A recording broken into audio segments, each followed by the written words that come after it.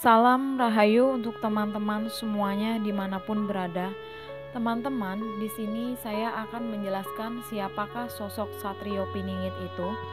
Satrio Piningit atau Ratu Adil dalam ramalan Jayabaya yang dianggap sebagai orang yang akan menjadi pemimpin besar Nusantara dan memerintah dunia dari Jawa. Seorang pemimpin yang akan menjadi penyelamat, ia akan membawa keadilan dan kesejahteraan bagi masyarakatnya. Raja tersebut disebut juga Eru Cokro.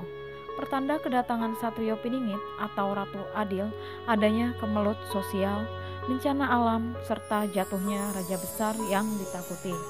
Pemerintahan yang mengganti raja yang ditakuti tidak berlangsung lama. Dalam ramalan Joyoboyo, Ratu Adil bersenjata Trisula Weda, yaitu Trisula senjata bermata tiga, dan Weda suatu pengetahuan yang memiliki sifat kebenaran, kebijaksanaan, dan keadilan dalam menata dunia.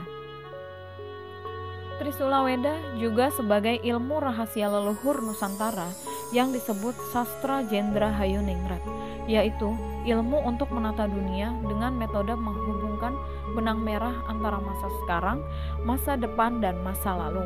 Menurut Jawa kuno atau Dwipa mengenal Ratu Adil dari zaman dahulu, ia adalah sosok keturunan dari Krishna. Sosok ini diyakini sebagai bukti janji dari Sabdo Palon yang merupakan pamomong tanah Jawa kepada seorang ulama yang membawa ajaran Islam. Salah satu dari keempat janji yang tidak disanggupi ulama Islam bahwasanya ajaran Islam tak akan mengubah orang Jawa menjadi kehilangan kejawaannya. Dadi wong Jawa ojo ilang Jawane.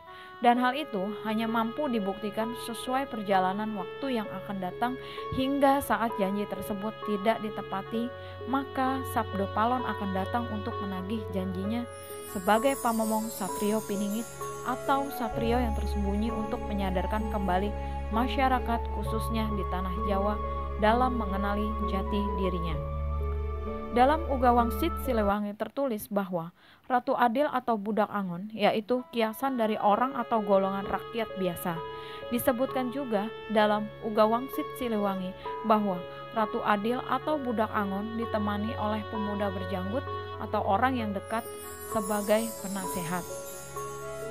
Budak Angon digambarkan sebagai pemuda yang mengembalakan daun dan ranting pohon kering yang biasa diartikan sebagai pemuda yang mengembara, membawa alat tulis guna menjalankan amanatnya mencari solusi di masa sekarang dari segala persoalan yang telah terjadi di masa lalu demi menciptakan kedamaian dunia dalam kebaikan di masa depan. Fenomena sejak masa kewalian pasca kehancuran Majapahit ini sangat lekat terutama bagi anak cucu Jawa, Bali, Dwipa. Perjalanan sejarah Nusantara telah menjadi saksi hidup tentang kemunculan Satrio Piningit di setiap perubahan masa yang telah diwasiatkan oleh para leluhur Nusantara ratusan tahun yang lalu. Dari beberapa peristiwa bersejarah tersebut mengandung makna yang tersirat bahwa kemunculan Satrio Piningit selalu berada pada pergantian masa besar Nusantara di mana senantiasa tidak meninggalkan peran seorang wali atau aulia. Akankah Satrio Piningit yang dikenal dengan nama Satrio Pinandito Sinisihan Wahyu muncul pada masa ini? Mengingat dari situasi dan tanda-tanda alam yang terjadi, mengindikasikan Nusantara akan memasuki era baru, yaitu zaman Kala Subah atau kejayaan menuju tatanan Swarga Maniloka. Apa yang tersirat dari fenomena spiritual yang muncul sangat berkaitan erat dengan kejadian carut-marut Nusantara saat ini. Dan semua itu merupakan sinyal pesan dari alam kegaiban yang seakan ingin disampaikan kepada seluruh anak cucu negeri ini bahwa saatnya sudah dekat.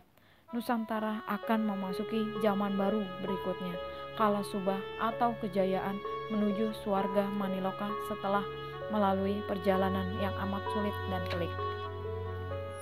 Banyak kejadian di luar akal pikiran manusia sebagai tanda bahwa sosok yang dinanti dan masih tersembunyi telah hadir di tengah-tengah kita saat ini. Hanya orang-orang terpilihlah dan pilihan yang memiliki kepribadian dan aksesibilitas sebagai sosok yang disebut dengan Satrio Piningit Dialah yang mampu melaksanakan semua tugas amanat kehidupan. Bersama dialah kehancuran dan peradaban bumi pertiwi bisa dihindarkan karena kesejatiannya melambangkan seorang pemimpin atau khalifah utusan di muka bumi ini yang merupakan representasi wakil dari Tuhan yang Maha Tunggal. Adapun misi-misi yang diemban oleh Satrio Piningit bahwa kehadirannya akan membawa suatu perubahan peradaban yang luhur, yaitu memperbaiki atau membenahi peradaban yang hancur, membentuk tatanan kehidupan setelah peradaban yang hancur berhasil. Tatanan kehidupan yang akan diterapkan oleh Satrio Piningit yaitu tatanan pada tingkat bawah atau masyarakat yang dimaksudkan dengan tatanan pada tingkat tersebut agar terciptanya kehidupan rakyat, baik itu yang berupa keselamatan, kebahagiaan, ataupun kemuliaan dalam kebersamaan. Untuk mewujudkan terciptanya tatanan tersebut dibekali dengan ilmu atau jurus dasar tentang solusi kehidupan sebagai senjata pertahanannya. Tatanan tingkat pamong praja atau pemerintahan yaitu landasan tatanan yang digunakan rasa keadilan atas dasar sesuai dengan proporsional. Apabila tatanan tersebut telah dilaksanakan, maka akan tercapainya kemakmuran atau senantiasa dalam kehidupan masyarakat. Tatanan kehidupan tingkat raja yaitu tatanan kehidupan para pemimpin yang berlandaskan pada tatanan swarga Maniloka. Tatanan kehidupan ini akan dicapai dengan sendirinya apabila tatanan di tingkat bawah atau rakyat telah terbentuk kemuliaan dalam kebersamaan. Di samping itu, untuk mendukung tatanan tersebut di tingkat raja, maka para raja atau pemimpin akan dibekali dengan ilmunya, yaitu dengan jurus sasar atau persenyawaan 4 unsur alam, yaitu air, api, bumi atau tanah, dan angin. Itulah gambaran dari visi dan misi yang diemban oleh sosok Satrio Piningit sebagai pemegang amanat. Kemudian yang harus dilaksanakan agar kehancuran peradaban dalam kehidupan bisa diselamatkan sehingga bumi kita tercinta ini akan tetap lestari dan berseri. Sehingga kehidupan di muka bumi ini akan tercapainya masyarakat yang gemah ripah loh jinawi toto tentrem kertaning raharjo. Suatu tatanan yang terdahulu pernah dicapai oleh para leluhur bangsa kita, yang mana tatanan tersebut telah hilang ditelan zaman sehingga hilanglah pula akan jati diri bangsa. Namun atas dasar itu lahirnya atau kemunculan Satrio Piningit di muka bumi adalah merupakan wakil dari yang mempunyai kehidupan, Tuhan, juga wakil dari pengatur kehidupan, leluhur, dan wakil dari tempat kehidupan, air, api, bumi, dan angin, serta ditandai adanya 3 fase atau tahapan yang berupa simbol kejadian kemunculan Satrio Piningit, antara lain simbol Senopati, simbol Bojonegoro, simbol Notonegoro. Sungguh dalam hal ini kehadiran sosok Satrio Piningit dalam rangka memenuhi panggilan kehidupan dan mengemban amanat kehidupan bukanlah sekedar hanya panggilan tugas, melainkan amanat kehidupan yang harus dijalankan. Kehadirannya di muka bumi ini tentunya dengan membawa kekuatan Tuhan, kekuatan leluhur, dan kekuatan 4 unsur alam. Adapun kekuatan alam sebagai senjatanya antara lain air untuk mempermalukan atau menenggelamkan bagi yang memusuhinya, api untuk membasmi angkara murka atau membumi hanguskan, bumi untuk mengutuk musuhnya atau sebagai rantai pengikat musuh, angin sebagai pelindung atau sebagai perisai. Berikut ini adalah cuplikan bait-bait terakhir ramalan Joyoboyo, yaitu selelet-lelete yen besok ngancik tutuping taun sinung kalan dewa wolu ngastah manggalaning ratu bakal ana dewa ngejawantah ape ngawak manuso apa suryo pada betara kresna awatak bola dewa agagaman trisula weda jinejar wolak waliking zaman, yang artinya selambat-lambatnya kelak menjelang tutup tahun sinung kalan dewa wolu ngastah manggalaning ratu akan ada dewa tampil berbadan manusia, berparas seperti Batara Kresna, berwatak seperti bala dewa, bersenjata Trisula Weda, tanda datangnya perubahan zaman. Dalam serat Kalatida Ronggowarsito juga disebutkan Saka marmaning hayang sukma zaman kala bendu sirna sinalinan jamanarina mulyaning jenengan nata ing kono raharjanira keraton ing tanah Jawa mamalaning bumi sirna sirep dur angkara murka, yang artinya atas izin Allah Subhanahu wa taala zaman kala bendu hilang berganti zaman di mana zaman tanah Jawa atau Indonesia menjadi makmur, hilang kutukan bumi dan angkara murka pun mereda. Marga sinapih rawuhnya nata ginaip sanyata wiji-wijiling utama ingaran naranata kang kapisah karanya adenge tanpa sarana nakdam makduming serinata sonya rutik edatonnya, yang artinya kedatangan pemimpin baru tidak terduga seperti muncul secara gaib yang mempunyai sifat-sifat utama. Lire sepi tanpa sarana ora ana kara-kara nuk masih keneker sukma kesampar kasandung rasa keh wong katon bahamika karsaning sukma kenarya saling alamnya jumeneng Sri Pandita, yang artinya datangnya tanpa sarana apa-apa, tidak pernah menonjol sebelumnya.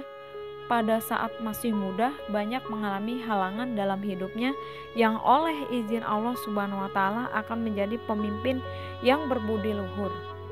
Kemudian dalam serat Dharma Gundul juga diungkapkan sabdo palon berikut ini.